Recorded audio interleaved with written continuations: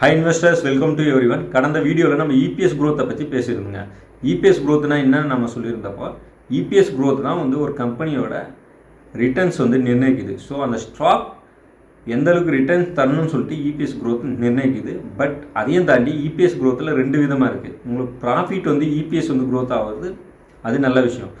And profit வராமல் EPS growth ஆகுறது வந்து நம்ம ஐடி கம்பெனிஸில் டிசிஎஸ், இன்ஃபோசிஸ் போன்ற பெரிய பெரிய கம்பெனிஸ் வந்து இப்போ யூகிடி டைலூட் பண்ணி இபிஎஸ் growth காமிக்கிறாங்க. ஸோ அதுமாதிரி கம்பெனிஸில் இப்போது சேல்ஸ் growth சுத்தமாக இல்லை.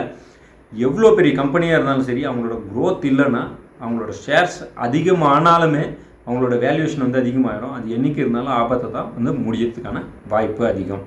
ஸோ ஒரு இபிஎஸ் growth இருக்கா, அந்த இபிஎஸ் growth வந்து கரெக்டான முறையில் கொண்டு வந்திருக்காங்களே, இல்லை வந்து இன்வெஸ்டரை ஏமாத்துறதுக்காண்ட அவங்க வந்து ஈக்விட்டி டைல்யூட் பண்ணி கொண்டு வந்திருக்கலாம்னு சொல்லிட்டு நீங்கள் அனலைஸ் பண்ணி பார்த்தா தான் தெரியும். ஸோ ஃபண்டமெண்டல் அனலைஸ் மஸ்ட் கண்டிப்பாக தேவை. ஓகே, நெக்ஸ்ட்டு நம்ம பார்க்க போகிறது நம்ம ஈரான் மற்றும் யுஎஸ் வார் வந்து இது நீண்டுக்கிட்டே போகணும்னு நம்ம ஆல்ரெடி சொல்லியிருந்தோம். இதுக்கு வந்து ஒரு முடிவு வந்து ரொம்ப கஷ்டங்க. ஏன்னா ட்ரம்ப்பும் டஃப் நெகோசியேஷன் அண்ட் ஈரானும் அப்படி தான் இருக்குது. ஈரான் நிறைய அடி வாங்கியிருக்கு. கண்டிப்பாக அது வந்து எந்த ஒரு விஷயத்துக்கும் வந்து குனிஞ்சு போகிறதுக்கான வாய்ப்பு இல்லை. ஸோ இதனால் இந்தியாவில் வரக்கூடிய எனர்ஜிஸ் வந்து குறையும். எனர்ஜி குறைஞ்சிச்சின்னா நாமும் பெட்ரோல், டீசல் விலை எல்லாமே வந்து உயரத்துக்கான வாய்ப்பு இருக்குங்க. 5 ஸ்டேட் எலெக்ஷனை முடிஞ்ச அப்புறம் நீங்கள் கண்டிப்பாக உங்களுக்கு தெரிய வரும்.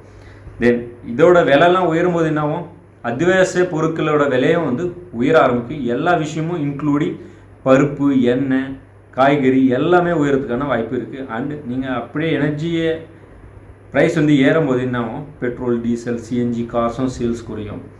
அதே மாதிரி பங்க்ஸ்லேயும் வந்து அவங்களோட சேல்ஸும் குறையும். இது மாதிரி ஒரு கம்பெனிஸும் அதை பேஸ் பண்ணி தான் வந்து ரன் ஆகிட்டுருக்கு இந்தியாவில் மட்டும் இல்லை, வேர்ல்டுலேயே. ஸோ எனர்ஜியோட ப்ரைஸ் வந்து ஏறினாலோ இல்லை தட்டுப்பாடு நிலவினாலோ இந்த பிரச்சனை வந்து இவ்வளோ சீக்கிரம் முடியறதுக்கான வாய்ப்பு இல்லை. ஒன்று சேல் குறைஞ்சா இன்ஃப்ளேஷன் அதிகமாகும். இன்ஃப்ளேஷன் அதிகமாகிடுச்சுன்னா இன்ட்ரெஸ்ட் ரேட் வந்து அதிகமாக போவாங்க. இன்ட்ரெஸ்ட் ரேட் அதிகமாகிடுச்சுன்னா ஃபைனான்சியல் கம்பெனியும் வந்து ரொம்ப டவுன் ட்ரெண்டுக்கு வரதுக்கான வாய்ப்பு இருக்குங்க. ஸோ கைஸ், ஒரு கம்பெனியை நீங்கள் வாங்கும் போது இப்படி தான் யோசிக்கணும்.